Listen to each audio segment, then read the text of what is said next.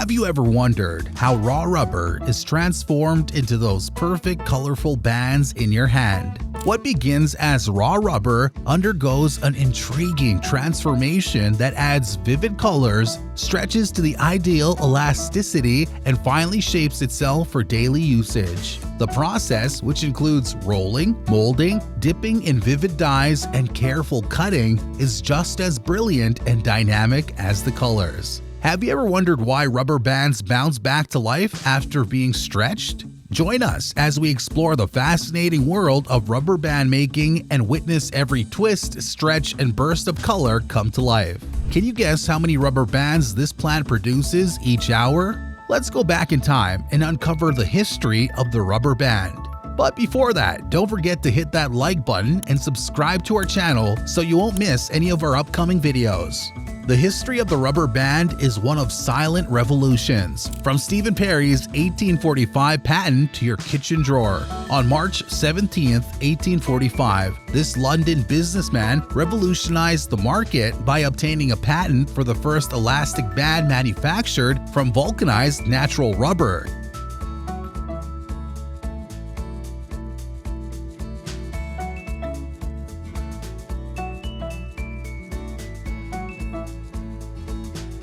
The rubber band as we know it today began at this very moment. Even though he receives the majority of the credit, it's crucial to remember that he expanded on the concepts that were actually existing. Rubber bands are widely used nowadays, and the USA is home to the biggest producer. The Alliance Rubber Company, founded in Alliance, Ohio in 1923 by William Spencer, is currently the largest producer in the world. The company's tagline, "Holding Your World Together," was used to market the rubber band.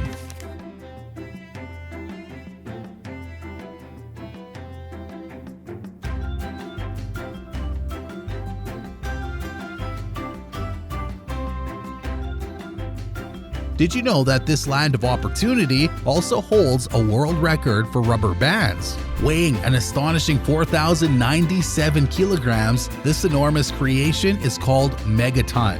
Joel Wall crafted it, and officials measured it in Lauderdale, Florida on November 13, 2008 as part of the celebrations for Guinness World Records Day. Can you believe that it took a staggering 700,000 rubber bands of various sizes to construct this giant? Joel started his rubber band journey back in April 2004, and today it stands an impressive 6 feet 7 inches tall. But what are the fascinating steps that led to the birth of a rubber band? Natural rubber, which is collected from rubber trees in plantations all over the world, is the starting point. Workers tap these trees and collect the milky fluid that comes out. They tap the trees to gather the sap, which is then processed into large sheets for the next stages. Did you know that this sap is the key ingredient in making rubber bands? Yeah, that's right. The primary material used to create rubber rings is latex, and it all comes from the sap of rubber trees. Workers still collect the rubber sap by hand. They gather the liquid in containers after scraping the tree's bark. They empty the latex containers once a week. The latex juice is packed into bales and dried for additional processing. The bales are convenient to store and move. Then it's heated, liquefied, and forced through extruders, forming rubber tubes. But ever wondered what additives are required to make the ideal rubber band? Manufacturers add a few essential components to latex to ease processing and guarantee the end product is elastic and long-lasting. These include bright colors, UV stabilizers, sulfur, and rubber oil, also referred to as factors. Despite their significance, you might be shocked to learn that these compounds make up less than 2% of premium natural translucent rubber bands. How can a tiny quantity have such a significant effect? Let's explore the fascinating process of turning raw rubber into durable tubes. The compounding process mixes raw rubber with additives to improve its qualities. Manufacturers enhance natural or synthetic rubber by adding various ingredients. They use carbon black for tensile strength and UV protection, sulfur to cross-link molecules, and plasticizers for flexibility. Additionally, they include antioxidants to prevent deterioration, fillers to adjust viscosity, colorants for desired colors, and anti-tack agents to prevent sticking.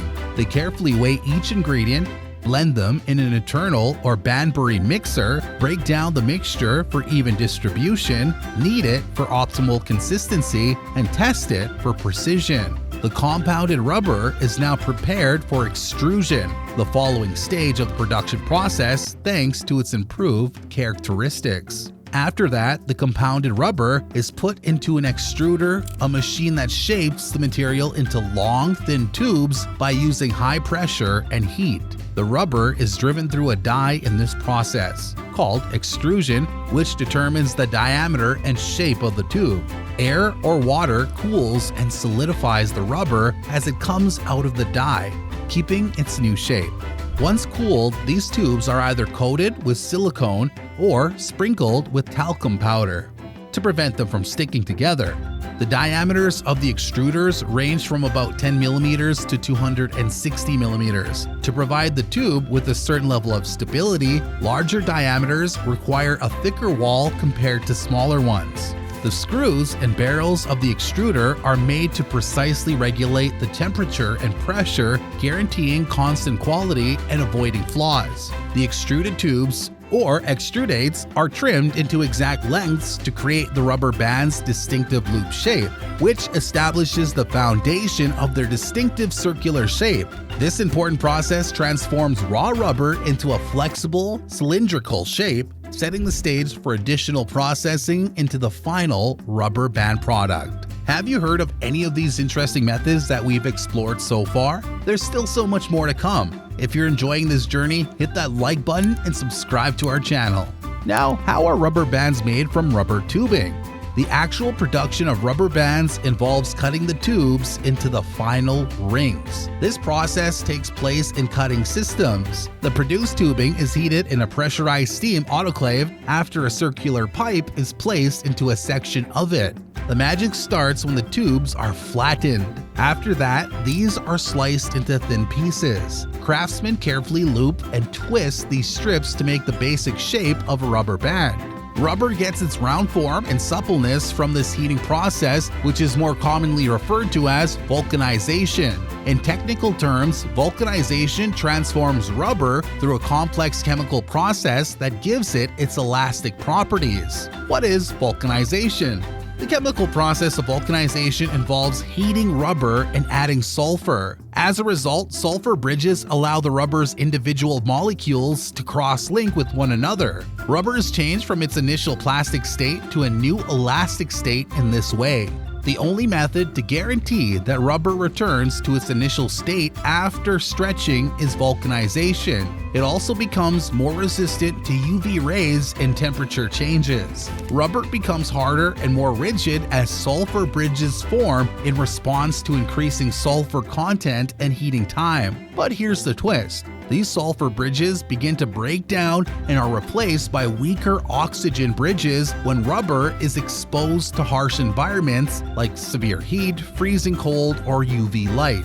What about the impact? The once flexible rubber turns porous and loses its ability to stretch, no longer bouncing back as it used to. The hardened tubes are vulcanized and then carefully chopped into tiny pieces called blanks. Specialized equipment is used in this cutting procedure to guarantee precise, burr-free cuts. Depending on the required rubber band size, the tubes are usually cut into consistent lengths that range from a few inches to several feet. With remarkable accuracy, the cutting tool, typically a revolving blade or die, cuts through the tube, reducing waste and maximizing material use. The process produces small, ring-shaped pieces of rubber that will become rubber bands. The famous loop shape, along with the distinctive circular or oval form and exact edge finish that define a finished rubber band, is then created by feeding these blanks into shaping machines. Have you ever wondered how those tiny rubber bits became the well-known bands we use every day?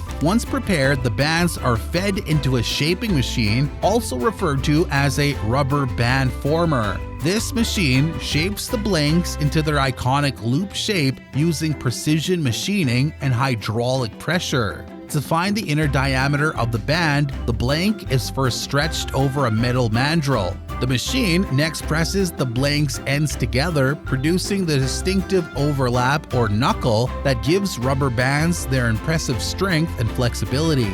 The rubber tube coatings are removed from the mandrel and sliced into rings using a fast-speed cutter once the rubber has undergone vulcanization. The team meticulously plans and executes every step of the production process. They carefully inspect the rubber strips for defects before inserting them into the machines. These machines, designed exclusively for the production of rubber bands, stretch and mold the strips into the necessary thickness and size. The emphasis on innovation is one important characteristic that distinguishes this sector.